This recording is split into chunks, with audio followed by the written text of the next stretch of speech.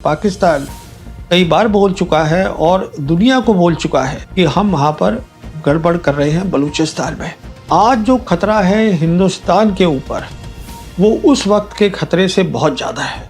एक तो ये है कि पाकिस्तान की फ़ौज लड़ाई लड़ेगी, पीछे नहीं हटेगी, पर जनरल मुशर्रफ ने वही किया जो कि ज़रूरी था पाकिस्तान की नेशनल सिक्योरिटी के लिए।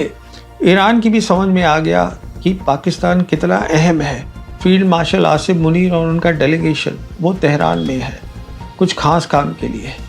आसिफ मुनीर ये कोशिश करेंगे ईरान की लीडरशिप से बातचीत करके 7 अगस्त को मक्का जॉइंट डिफेंस एग्रीमेंट साइन हुआ था कि ईरान भी उसमें शामिल हो जाए, कि ये जो 3 मुल्क हैं जॉइंट डिफेंस एग्रीमेंट में वो भी अब साथ खड़े होंगे और लड़ाई लड़ेंगे एक साथ ईरान के साथ खड़े होके। उन्होंने खुलेआम कहा है कि बांग्लादेश भी सोच रहा है मक्का जॉइंट डिफेंस एग्रीमेंट को ज्वाइन करने की, हम भी शामिल हो जाए।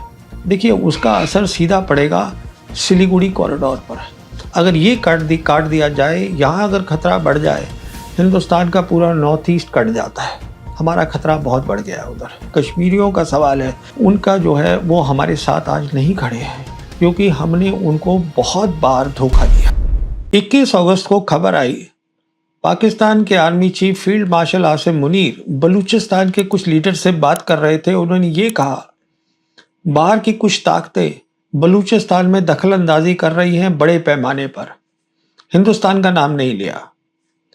मेरे पास कल कुछ फ़ोन कॉल्स आए, लोग ये जानना चाहते थे कि क्या हिंदुस्तान बलूचिस्तान में कुछ कर रहा है गड़बड़। मैंने कहा देखिए मुझे मालूम नहीं है हिंदुस्तान कुछ वहाँ कर रहा है कि नहीं कर रहा है, पर यह तय है कि पाकिस्तान कई बार बोल चुका है और दुनिया को बोल चुका है, जैसे कि हम बोलते हैं पाकिस्तान के बारे में, वो बोल चुके हैं हमारे बारे में कि हम वहाँ पर गड़बड़ कर रहे हैं बलूचिस्तान में। और मैंने कहा देखिए ये हो रहा है या नहीं हो रहा है मुझे नहीं मालूम, पर ये एक बात तय है, अगर ऑपरेशन सिंदूर जो हम जानते हैं 4 दिन की लड़ाई थी मई 2025 में और जो पॉज में है, ख़त्म नहीं हुई है, मैंने कहा अगर ऑपरेशन सिंदूर फिर से हो जाता है, आज जो खतरा है हिंदुस्तान के ऊपर वो उस वक्त के खतरे से बहुत ज़्यादा है।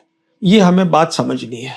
अब वो खतरा क्या है यही मैं बताना चाहता हूँ, पर वो समझने से पहले 3 बुनियादी बातें पाकिस्तान आर्मी के बारे में जो बहुत सारे हिंदुस्तानियों की नहीं समझ में आता है, एक बार फिर से बोलना चाहूँगा। मैं पाकिस्तान आर्मी की बात कर रहा हूँ, पाकिस्तान मिलिट्री की नहीं कर रहा हूँ। 3 बातें ये हैं कि जो पाकिस्तान की सिक्योरिटी पॉलिसी है वो पूरी पाकिस्तान आर्मी के कंट्रोल में है, वो चलाते हैं। पाकिस्तान की जो फॉरेन पॉलिसी है, विदेश नीति, पाकिस्तान की आर्मी के कंट्रोल में है, वो चलाती है। और तीसरी बात यह है कि बहुत पहले ही पाकिस्तान की फ़ौज ने यह ऐलान कर दिया था कि हिंदुस्तान पाकिस्तान के लिए एग्जिस्टेंशियल थ्रेट है, वजूदी खतरा है। वजूदी खतरा का मतलब होता है 2 चीज़ें। एक तो ये है कि पाकिस्तान की फ़ौज लड़ाई लड़ेगी, पीछे नहीं हटेगी, और दूसरी बात यह है पाकिस्तान के आर्मी चीफ्स जिन्होंने ये ऐलान किया वो पाकिस्तान की नेशनल सिक्योरिटी, राष्ट्रीय सुरक्षा, उस पर कभी कॉम्प्रोमाइज़, समझौता नहीं करेंगे। थोड़ा सा और इन तीनों बातों को समझ लीजिए। हम जानते हैं पहली जंग दोनों मुल्कों के बीच में हुई थी कश्मीर के ऊपर। फिर 1 जनवरी 1949 को जंग रुक गई और एक मिलिट्री लाइन बन गई जिसको बोलते हैं सीज फायर लाइन। उसी वक्त से सिक्योरिटी और मिलिट्री पॉलिसी पाकिस्तान की हो गई रिस्पॉन्सिबिलिटी पाकिस्तान आर्मी की, तब से ही। और उसका एविडेंस, उसका एक नमूना हमने देखा 71 की जंग के बाद। आप जानते हैं 1972 में शिमला एग्रीमेंट हुआ था, जहां शिमला के अंदर प्राइम मिनिस्टर इंदिरा गांधी और पाकिस्तान की तरफ से प्रेसिडेंट भुट्टो आए थे। उस समय मिसेस गांधी के नज़दीकी सलाहकार थे PN धर। इन्होंने अपनी किताब में लिखा है कि प्रेसिडेंट भुट्टो मिसेस गांधी को ये कहकर गए थे, मैं चाहता हूं हम और जंग ना लड़ें और ये जो सीज फायर मिलिट्री लाइन है इसका नया नाम होना चाहिए लाइन ऑफ पीस। ये तय हुआ था शिमला में। और जब वो वापस गए तो पाकिस्तान की आर्मी नहीं मानी। उन्होंने कहा नहीं, इसका नाम हम लाइन ऑफ कंट्रोल रखेंगे। और बहुत फर्क है इन दोनों बातों में। जब हम बोलते हैं लाइन ऑफ पीस, इसका मतलब होता है समझौता। इसका मतलब होता है उम्मीद करी जाए, दोनों मुल्क उम्मीद करते हैं कि वो लाइन जो है इंटरनेशनल बॉर्डर बन जाएगा, वो लाइन ऑफ पीस होती है। लाइन ऑफ कंट्रोल का मतलब होता है कि वो एक मिलिट्री लाइन फिर से है, मतलब दोनों साइड की जो आर्मी है उसको कंट्रोल करेंगी, और जहां पर भी ढील हुई एक की तो दूसरा जो है वो टैक्टिकल उसको एडजस्ट कर देगा। वो एक अलग मतलब है। तो सिक्योरिटी पॉलिसी पूरी तरीके से पाकिस्तान की आर्मी चलाती है। तो अगर कभी हमें बात करनी पड़े कश्मीर पे तो पाकिस्तान आर्मी से ही करनी पड़ेगी, ये तय है। और यहाँ पे ये भी आपको मैं बता दूं, आज जो एनएसए है पाकिस्तान का, वो भी आर्मी का लेफ्टिनेंट जनरल है। अब मैंने कहा फॉरेन पॉलिसी। हम जानते हैं कि मई 1998 में हिंदुस्तान ने न्यूक्लियर टेस्ट किया, उसके बाद पाकिस्तान ने न्यूक्लियर टेस्ट किया। उसके बाद पाकिस्तान के जो आर्मी चीफ थे जनरल जहांगीर करामत, उन्होंने अपने फॉरेन ऑफिस को ये बोला, अब पाकिस्तान न्यूक्लियर वेपन कंट्री हो गया है, तो अब फॉरेन पॉलिसी हमारी जिम्मेदारी हो गई है। और तब से पाकिस्तान आर्मी की जिम्मेदारी है। पाकिस्तान आर्मी फॉरेन पॉलिसी चलाती है, पाकिस्तान आर्मी को जियोपॉलिटिक्स समझ में आती है। तीसरी बात, मैंने कहा कि पाकिस्तान आर्मी क्योंकि हिंदुस्तान को वजूदी खतरा समझती है, कभी भी समझौता नहीं करेगी। नेशनल सिक्योरिटी में बहुत मिसालें हैं, सिर्फ दो दूंगा। एक ये है कि जून 1989 में पाकिस्तान की जो प्रधानमंत्री थी बेनजीर भुट्टो, ये अमेरिका जा रही थी बहुत हाई प्रोफाइल विजिट पर। रिपोर्ट्स ये आ रही थी कि अमेरिका जो है पाकिस्तान को इस विजिट पे ऐलान करेगा कि हम आपको F-16 देंगे। बदले में अमेरिका ये चाहता था कि पाकिस्तान अपना जो न्यूक्लियर उनका प्रोग्राम है उसको बंद कर दे। अभी बेनजीर भुट्टो पहुंची भी नहीं थी वॉशिंगटन। उस समय जो आर्मी चीफ थे जनरल अब्दुल वहीद कक्कड़, उन्होंने इस्लामाबाद में ऐलान कर दिया F-16 और नो F-16, F-16 आए या ना आए, there will be no compromise on national security. National security का मतलब हमारा न्यूक्लियर प्रोग्राम, उसमें कोई भी समझौता नहीं होगा। तो बेनजीर भुट्टो वहां गई पर वो डील कभी हुई नहीं। उसके बाद हम जानते हैं 9/11 हुआ। प्रेसिडेंट बुश ने ऐलान कर दिया पूरी दुनिया को, या तो आप हमारे साथ है या उनके साथ है, मतलब आप आतंकवादियों के साथ है। पाकिस्तान से पूछा गया, जनरल मुशर्रफ ने फौरन कहा कि मैं आपके साथ हूं। पर जनरल मुशर्रफ ने वही किया जो कि जरूरी था पाकिस्तान की नेशनल सिक्योरिटी के लिए, राष्ट्रीय सुरक्षा के लिए। बहुत मिसालें हैं, तो नहीं दूंगा, सिर्फ ये बताऊंगा कि अब जो आर्मी चीफ है फील्ड मार्शल आसिम मुनीर, वो भी वही करेंगे जो बाकी पाकिस्तान आर्मी चीफ करते रहे हैं, कॉम्प्रोमाइज नहीं करेंगे बिल्कुल नेशनल सिक्योरिटी के ऊपर। जबकि हमने देखा है कि हिंदुस्तान में कुछ अच्छा नहीं हुआ है। जब से ये मोदी सरकार आई है, आप देखिए क्या होता था। हिंदुस्तान की फौज पिछले 34 साल से 1992 से जब पाकिस्तान ने प्रॉक्सी वॉर शुरू करी अपनी, हिंदुस्तान में आतंकवादी भेजने शुरू करे, जम्मू कश्मीर के अंदर काउंटर टेरर ऑपरेशन कर रही है अपनी सरहद के अंदर। मोदी सरकार आई, उन्होंने ये ऐलान किया कि हम राष्ट्र सुरक्षा को और मजबूत करेंगे। देखिए, अगर मजबूत करनी होती तो वो क्या करते, वो हिंदुस्तान की फौज को ये कहते, आप अपनी लड़ाई की काबिलियत, अपनी ताकत बढ़ाइए, जिससे कि पाकिस्तान सोचे इनकी ताकत बढ़ गई है, अब मेरे को ये प्रॉक्सी वॉर करनी है कि नहीं करनी, मुझे खतरा तो नहीं हो रहा। ये नहीं हुआ। वो जो काउंटर टेरर ऑपरेशन था उसका पॉलिटिकल फायदा उठाया गया, ये सच्चाई है। मिसाल के तौर पे क्या हुआ बालाकोट 2019 के अंदर, फायदा हुआ सरकार को, मोदी सरकार को 2019 इलेक्शन में। नेशनल सिक्योरिटी जो है वो कम हुई, बढ़ी नहीं, क्योंकि इंडियन एयरफोर्स जो हमारी टॉप सर्विस है उसकी जो खामियां थी, शॉर्ट कमिंग थी, वो पाकिस्तान को पता चल गई, चीन को पता चल गई। यही कारण है कि ऑपरेशन सिंदूर में वो ज़्यादा बेहतर तैयार थे। उन्हें पता था कि क्या-क्या खामियां इंडियन एयरफोर्स की। इंडियन एयरफोर्स को इस्तेमाल किया हमने किस बात पर? पाकिस्तान से जंग के लिए नहीं। जो काउंटर टेरर ऑपरेशन वो यहां कर रहे थे सरहद में, अब हमने बोला कि जाके पाकिस्तान में करो।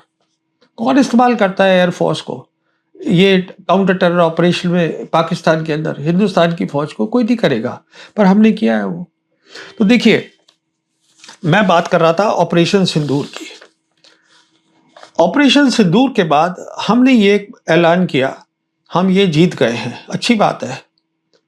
पर ये जो हमारा ऐलान था या जो हमारा कंक्लूजन था, ये अमेरिका को नहीं ठीक लगा, बाकी दुनिया को ठीक नहीं लगा। अमेरिका की जो कांग्रेस रिपोर्ट है जो 2025 में आई थी, उसने साफ लिखा है कि जो 4 दिन की जंग हुई थी उसमें पाकिस्तान की फौज हिंदुस्तान की फौज से बेहतर काम किया। यही कारण है कि सऊदी अरेबिया, जिसके साथ पाकिस्तान की फौज के कई डेकेड से रिश्ते थे, उसको उन्होंने फॉर्मल कर दिया और सितंबर 2025 में पाकिस्तान और सऊदी अरेबिया का डिफेंस एग्रीमेंट हो गया, फॉर्मल एग्रीमेंट हो गया। उसके बाद हम जानते हैं जंग शुरू हो गई वेस्ट एशिया में। ये वो जंग है जिसमें ईरान जो है वो जीत गया है। ईरान की भी समझ में आ गया कि पाकिस्तान कितना अहम है उसके अपनी सोच एजेंडा के लिए। उसका एजेंडा क्या है मैं बता चुका हूं कि जब अमेरिका की फौज वेस्ट एशिया से बाहर जाए, जो कि जा रही है, उसके बाद एक वेस्ट एशिया का रीजनल फ्रेमवर्क होना चाहिए सिक्योरिटी का। मतलब जितने मुल्क हैं वेस्ट एशिया की, वो खुद तय करेंगे हमारी सिक्योरिटी क्या है, और उसमें पाकिस्तान भी शामिल है। बहुत अहम रोल है पाकिस्तान का। इसीलिए 17 जून को हम जानते हैं जब एमओयू साइन किया ईरान ने अमेरिका के साथ, ईरान ने अपने एमओयू का नाम इस्लामाबाद एमओयू रख दिया। अब देखिए फिलहाल क्या हो रहा है।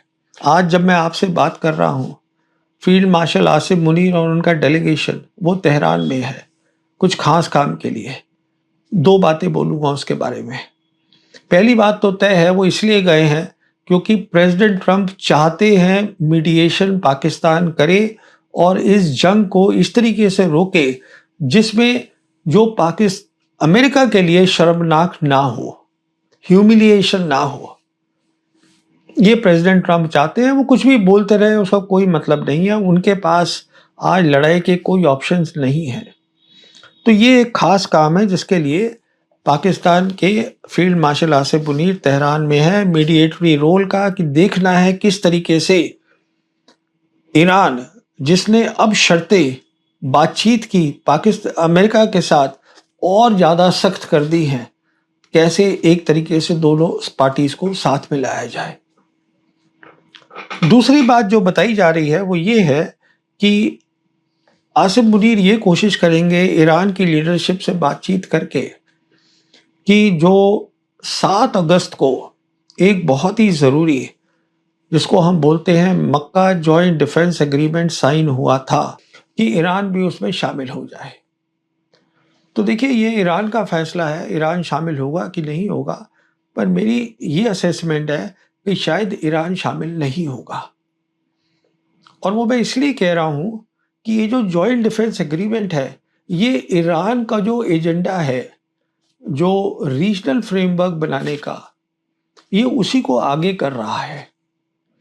पर अगर ईरान इसको ज्वाइन कर लेता है इस स्टेज पर, जबकि अमेरिका फौज जो है वो वेस्ट एशिया से बाहर नहीं गई है, तो फिर अमेरिकन को ये लगेगा कि ये जो 3 मुल्क हैं जॉइंट डिफेंस एग्रीमेंट में, वो भी अब साथ खड़े होंगे और लड़ाई लड़ेंगे एक साथ ईरान के साथ खड़े होके अमेरिका और इजराइल के खिलाफ। ऐसा कुछ नहीं है, क्योंकि ये जो कॉन्सेप्ट है कलेक्टिव सिक्योरिटी का, वो अभी तक वेस्ट को समझ में नहीं आ रहा है। तो मैं समझता हूं ये ईरान का फैसला है, पर हो सकता है ईरान इसके लिए तैयार ना हो। पर पाकिस्तान ने क्या किया है कि जो ये रीजनल फ्रेमवर्क था उसको और आगे ले गए हैं, उसको इस्लामिक फ्रेमवर्क बनाया है आज, और वो हम देख रहे हैं साउथ एशिया में। इस्लामिक फ्रेमवर्क बन रहा है वो ऐसे बन रहा है कि जो प्रधानमंत्री हैं बांग्लादेश के, उनके जो एडवाइज़र हैं, सलाहकार हैं, उन्होंने खुलेआम कहा है कि बांग्लादेश भी सोच रहा है मक्का जॉइंट डिफेंस एग्रीमेंट को ज्वाइन करने की, हम भी शामिल हो जाएं। हम जानते हैं जब से शेख हसीना को निकाला है उन्होंने बांग्लादेश से और वो हिंदुस्तान आई हैं, तब से जो रिश्ते हैं बांग्लादेश के और पाकिस्तान के बहुत करीबी हो गए हैं। दोनों फौजों के बहुत तालमेल हो रही है और दोनों इंटेलिजेंस एजेंसीज की तालमेल हो रही है और दोनों ही मुल्क के पास जो ज़्यादातर असला है लड़ाई का वो चाइनीज़ है। दोनों मुल्क जो है वो बेल्ट एंड रोड इनिशिएटिव में है, शामिल है। तो कहने का मतलब ये है, इसके लिए इसका इम्प्लीकेशन है इंडिया के ऊपर। जब हम ये बात समझ जाते हैं और मैंने कहा कि अब जो खतरा है हिंदुस्तान के लिए बढ़ जाता है, मैं वो बताना चाहूँगा आपको। देखिए, पहली बात तो ये है, जब जंग होगी पाकिस्तान के साथ, हमने देखा था ऑपरेशन सिंदूर में चीन पाकिस्तान के साथ खड़ा था। चीन की सारी नॉन काइनेटिक कैपेबिलिटी, स्पेस वगैरह जो था वो पाकिस्तान के पास था। पूरा दिया पाकिस्तान को, मदद पूरी मिल रही थी। अब क्या होगा, उस मदद में आप टर्की की मदद भी शामिल कर लीजिए, क्योंकि ये जॉइंट डिफेंस एग्रीमेंट हो गया है और टर्की के पास मिलिट्री असला, ड्रोन्स बहुत सारे हैं, तो वो सब आप इसमें शामिल कर लीजिए, वो पाकिस्तान के पास भी होंगे। पाकिस्तान वैसे भी, मैंने अलग वीडियो में समझाया है, ऑपरेशन सिंदूर के जितनी भी कमियां पेशियां थी उन्होंने उसको पूरा कर लिया है। मिसाल के तौर पे उन्होंने आर्मी के अंडर एक रॉकेट फोर्स बनाई है जिसमें उनकी कन्वेंशनल मिसाइल्स होंगी हर तरीके की, हाइपरसोनिक क्रूज मिसाइल्स भी होंगी जो हो सकता है चीन दे। और फिर आज जो फील्ड मार्शल आसिम मुनीर है, वो सिंगल पॉइंट एक इंसान है जो तय करेंगे लड़ाई कब करनी है, नहीं करनी है, क्या करना है। तो जो डिसीजन मेकिंग है, फैसला जो लिया जाएगा पाकिस्तान में जंग का हिंदुस्तान के साथ, बहुत तेजी से होगा, हिंदुस्तान में नहीं हो सकता। तो कहने का मतलब यह है, ये सब उन्होंने कमी पेशी पूरी कर ली है और इस तरीके से आज उनके पास टर्की की भी जो मिलिट्री कैपेबिलिटी है वो अवेलेबल होगी। दूसरी बात देखिए, मैंने कहा कि ये जो बांग्लादेश ने बोला है कि हम भी ये ज्वाइन करना चाहते हैं और जो रिश्ते करीब हुए हैं, देखिए उसका असर सीधा पड़ेगा सिलीगुड़ी कॉरिडोर पर। नक्शा देख लीजिए, वेस्ट बंगाल में सिलीगुड़ी कॉरिडोर है। यहाँ ये वो जगह है जहाँ पर कि 2017 में डोकलाम क्राइसिस हुई थी पीएलए के साथ, चाइना के साथ। ये एक छोटा सा कॉरिडोर है वेस्ट बंगाल का, जो कि जो सबसे कम जगह है वो करीबन उसकी विड्थ है 20 से 22 किलोमीटर। अगर ये काट दिया जाए, यहाँ अगर खतरा बढ़ जाए, हिंदुस्तान का पूरा नॉर्थ ईस्ट कट जाता है, लैंड रूट नहीं है। और नक्शे पे आपको साफ दिख जाएगा, अगर पाकिस्तान खड़ा है बांग्लादेश के साथ और उधर से चीन के रिश्ते म्यांमार के साथ बहुत बेहतर हो गए हैं, तो क्या वहाँ पर हो सकता है हमारा खतरा बहुत बढ़ गया है उधर। तीसरी बात, जैसे कि मैंने कहा था पहले भी कि जो चीन है, क्योंकि पाकिस्तान की पूरी मदद कर रहा है, उसके जो ग्रे जोन ऑपरेशंस हैं, जो हरकत होगी लाइन ऑफ एक्चुअल कंट्रोल पे, वो बहुत बढ़ जाएगी। उनका ये एम रहेगा देखना कि किस तरीके से हिंदुस्तान की फौज, हिंदुस्तान की एयरफोर्स तकसीम हो जाएगी। पाकिस्तान वैसे ही कम है, पाकिस्तान की लड़ाई के लिए बहुत कम अवेलेबल होगी।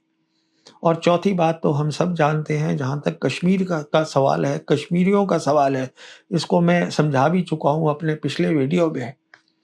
उनका जो है वो हमारे साथ आज नहीं खड़े हैं और इसमें उनकी गलती नहीं है, ये हमारी गलती है जिसके लिए वो हमारे साथ नहीं खड़े हैं, क्योंकि हमने उनको बहुत बार धोखा दिया है। तो कहने का मतलब ये है कि खुदा ना खास्ता ये खबर सच नहीं होनी चाहिए। मैं चाहता हूँ ये सच ना हो, क्योंकि ये लड़ाई हमें नहीं करनी है पाकिस्तान के साथ। अब मुझसे कई कहते हैं कि साहब आप लड़ाई नहीं करना चाहते। देखिए, आप लड़ाई तब करते हैं जब आपको पता है लड़ाई से कुछ हासिल होगा। जब आपका नुकसान होने वाला है, आप क्यों लड़ेंगे जाके। मैंने कहा था सिंदूर से पहले कि हिंदुस्तान, मैंने वीडियो बनाया था, हिंदुस्तान नहीं करेगा सिंदूर, हिंदुस्तान ने सिंदूर किया, नतीजा देख लीजिए आप खुद। देखिए, रास्ता एक ही है पाकिस्तान के साथ, मैं बार बार बोल चुका हूं। हम दोनों जो है एक ही सिविलाइजेशन से आते हैं। नक्शा देख लीजिएगा, सारी कनेक्टिविटी जो है हमारी एक साथ है, सब कुछ रहन सहन एक है। हमको जो है एक दूसरे से बात करनी है, मसले हल करने हैं और आगे का रास्ता देखना है दोनों को मिलके, और कोई रास्ता नहीं है।